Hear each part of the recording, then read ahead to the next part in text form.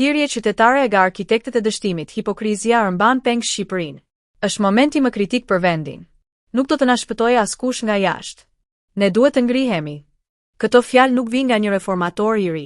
Vijnë nga Sali Berisha, ideatori, arkitekti dhe inxhinieri i asaj që u quajt demokraci, por që në praktik u shndërrua në sistem kapjeje, pandëshkueshmërie dhe tranzicionit të përjetshëm. Është e frikshme të shohësh se si një pjesë e shoqërisë ende rreshtohet pas kufomave politike të së shkuarës, qofshin me stem blu apo roz. Shqiptarët i kanë votuar me radhë Berishën, Ramën dhe rrethin e tyre, dhe rezultati është i njëjtë: asnjë drejtësi reale për qytetarin, asnjë reformë thelbësore, asnjë ndarje nga korrupsioni dhe krimi i organizuar. Kur Berisha ishte në pushtet, reformat munguan. Kur erdhi Edi Rama, reformat sërish munguan. Ndërkohë, PUS dhe PD kanë kërcyer bashkë për 35 vjet mbi shpinën e këtij vendi, duke normalizuar korrupsionin, duke bashkëtuar me krimin e organizuar dhe duke prodhuar varfëri, emigrim masiv dhe plagë shoqërore. Sot, thirrjet për ngritje qytetare nga ata që ndërtuan dhe mirëmbajtën këtë sistem janë hipokrizi e pastër. Nuk mund të shesësh shpëtim kur ke qenë pjesë e problemit për dekada. Nuk mund të flasësh për përmbysje regjimi kur ke përfituar nga çdo regjim.